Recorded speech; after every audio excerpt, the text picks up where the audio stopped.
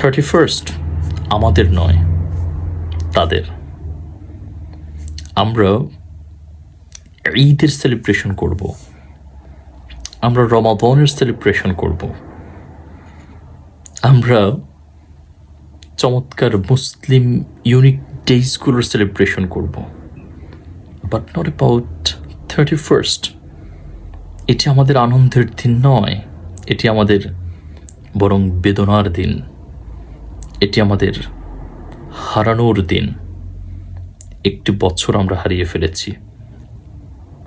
এ বছরটিতে আমরা শত শত ভুল করেছি, আমরা শত ওয়াক্ত নামাজ কাজা করেছি।